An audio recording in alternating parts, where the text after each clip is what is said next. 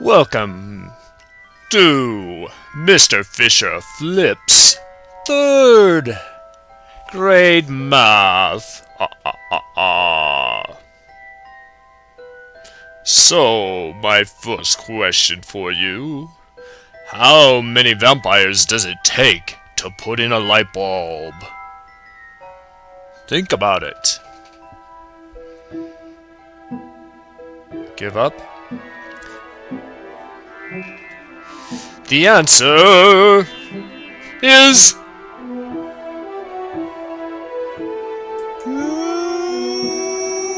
none! Vampires don't like the dark. Well, welcome to our Mr. Fisher Flips third grade. To introduce this, I have a couple things that I want to share with you from this week's lessons and review the order of operation. Because I was absent on Monday, I'm going to make sure you understand that process. And then we're going to go on with the lesson, because today's lesson is to build fluency and to remember how to do our zeros through the tens times tables. We've got a few things that we're going to do to make sure you're doing those. Warm you up, give some teacher tips, go over some definitions that you'll need to understand, and I have some 7 problems that you'll do at the end of the lesson to see if you can check your own understanding. And then future homework is a reading connection. I'll share with you what that is, and I'll remind you how to do your WSQ. So, first thing is right after, almost 2 minutes after I posted the link for Monday's presentation, I saw this on the internet from a friend of mine, Mark Shapiro. He said he got this from one of his students. So I'm going to read it to you and you guys can figure it out. There are 20 people with food in their teeth. Each person will get 6 toothpicks. How many toothpicks are in all?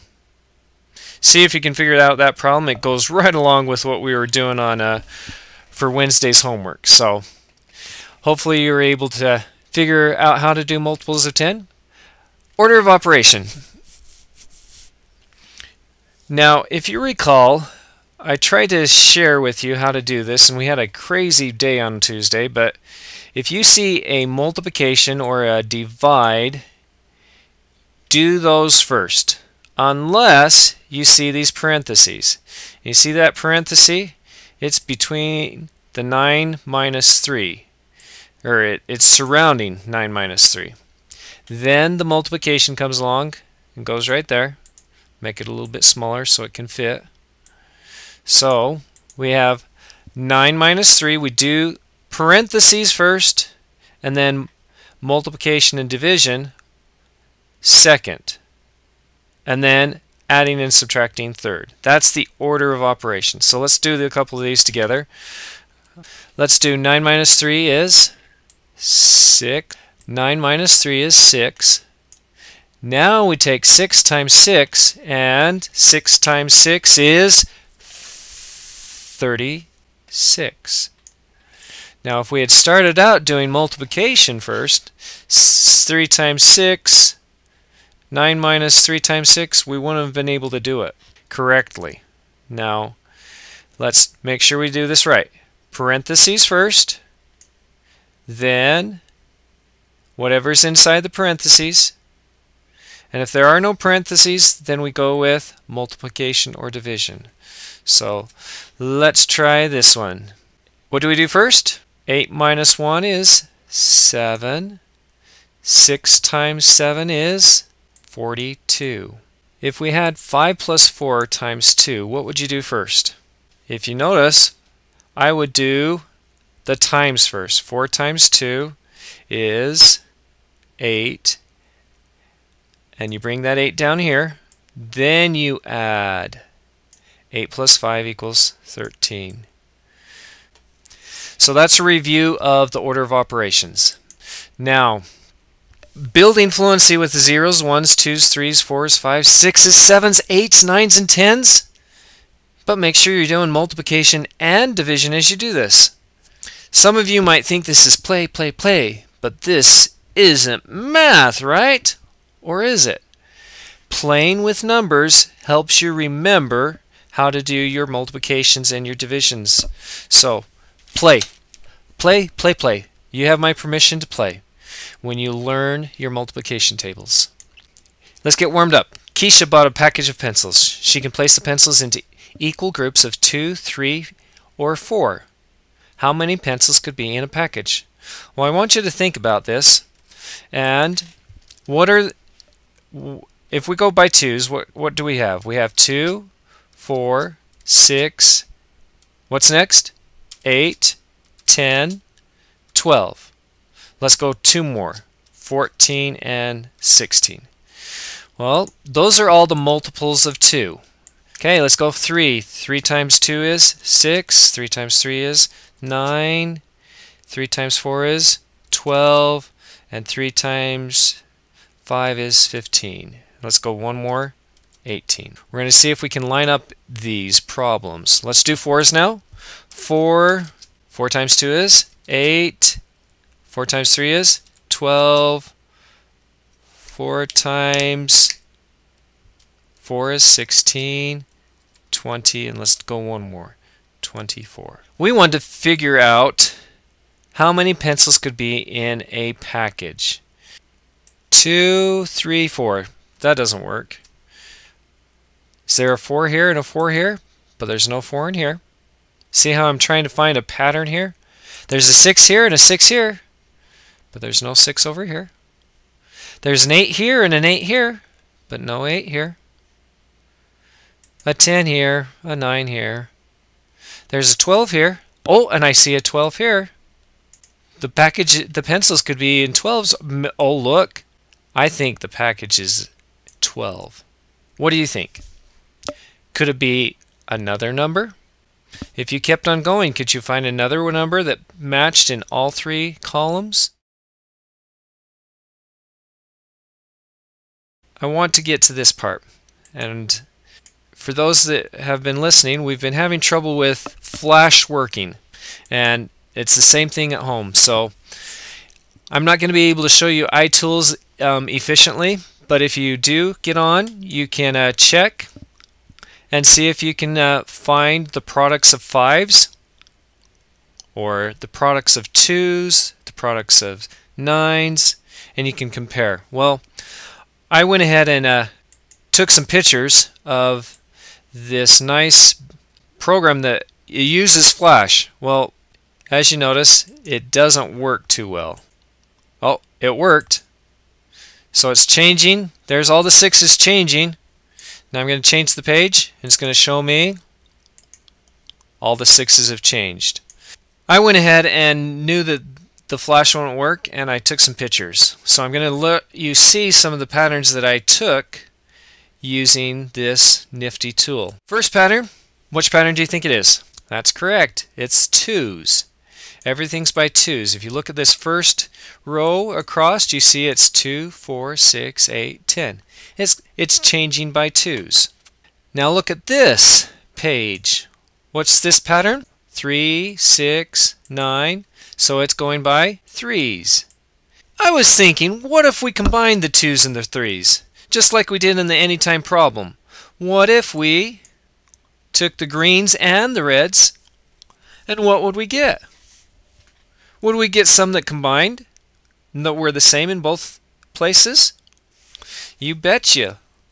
6 is even, 12 is even, 18 is even, but 3, 9, and 15 are odd. Something to think about, these patterns. Let's look at another. What's this one by? 10s. Good. What's this pattern by? Oh, it's a combination. Can you see? What's the pattern? If we're going across, we would count by 1, 2, 3, 4, 5. What comes after 5? 5 plus 5 is 10. So this is actually counting by 5s, and it's counting by 10s. Which one is the same in both settings? Is it the blue column or the black column? It's the black column. The black column is the same for both 5s and 10s. Nice pattern to be thinking about. If you want to pause the video, you can check this out. This is by nines, and you can see that there's a couple patterns that you can look for. But see if you can find all the ones that are also sixes, or all the ones that are also twos. See if you can combine two multiples together with the nines. The multiplication table. There's some other patterns you'll be able to see. If we look at the twos, what can we see about the twos? First of all, I want you to see all these factors, 2, 4, 6, 8, 10, 12, 14, 16, 18, 20. All those are even numbers. They're all even. They're divisible by 2. The 4s, are they all even? They all end in a 0, 2, 4, 6, 8, or they're all even. We take and find all the even numbers. Even number times an odd number is an even number. Even number times an odd number is an even number. Do you see a pattern going on right here? Even times odd equals even. Even times odd equals even. Just another pattern that I want you to look through. Why do you think the product is always even when one of the factors is even? Let's go on to a problem. How can you find 6 times 8 if you know 3 times 8? Well, I know 3 times 8 equals 24. How can I find 6 times 8? 6 times 8. If we looked at that multiplication table, look at the 3's. 3 times 2 is 6. 6 times 2 is 12. 9 times 2 is 18. Do you see the pattern? So if we look at this problem, 3 times 8 equals 24. Can't we just double this number? Pause the video. I'll show you the answer in a second. And the answer is double the product. 24 plus 24 equals 48. So 6 times 8 equals 48. Hopefully you got that answer. Let's try another problem together. This list, it doesn't seem right. If you rewrote this list of numbers so that it is a count by list, how would you write it? Do you see what the pattern should be? Pause the video and see if you can get the answer. Okay, the answer is, notice that 27, they put 28. So I almost thought I was going to count by tens, but then I noticed it was counting by nines all the way here, and then it stopped on 72. So this is Mr. Penguin getting all messed up, right? Well, you guys were able to show us that the 27 and the 72 make that a better count by list. This sheet will be going home on Thursday, and this is really cool because it's the check up. And watch what happens when I uncover one column. It shows the answers. So now you guys can take home the answers, and your parents can have the one sheet with answers, and you can have the sheet without the answers and see if you can get them right.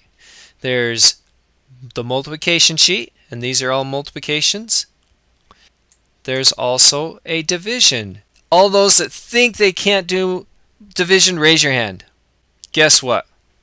If you practice, here are the answers. You can practice until you feel comfortable doing the division on your own.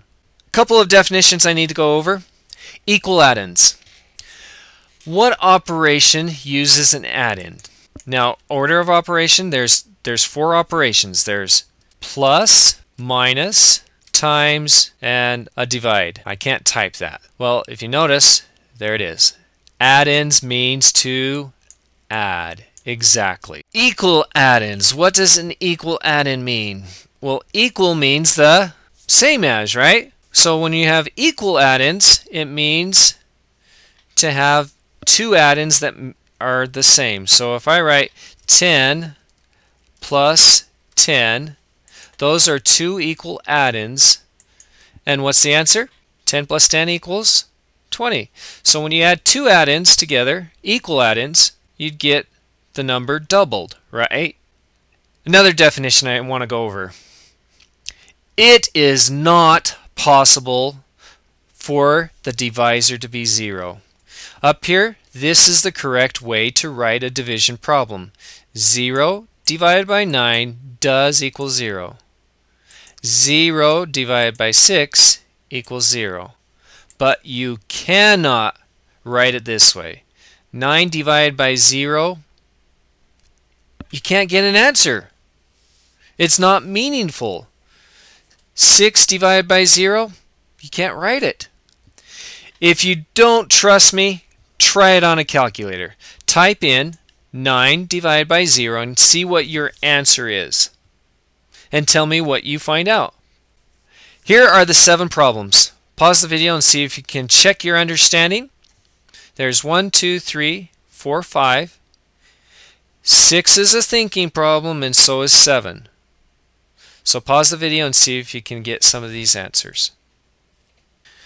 Well, we're wrapping up the video, and I wanted to be able to put that on the web so you could actually read it with me. Well, what I want you to do is think about this pattern. Rainey is the character in the story. She asks for her reward. And I want you to think of her request. She wanted 1 grain of rice the first day, 2 the second day, 4 the third day, and so on. So she's actually doing a pattern. Well, see if you can identify the pattern rule and continue the pattern for 7 days and see how much rice she has after 7 days. And then I will have the book out for you to read on Friday. And remember, I want you to tell me when and where did you watch the video and with whom. Sum up what you saw. Ask a secret question, something you can ask Mr. Fisher and he's the only one that can answer it. But it's got to be something that you don't understand about something I taught today. Or ask a hot question, a question that you can ask anybody in your peer group, and they can be able to figure out the answer. Remember it, they can figure it out because you can figure it out. So go ahead and make sure you do the WSQ on your notebook and do the questions. So that's all I have for tonight. Thank you, and be prepared to do some practicing on Friday. Good night.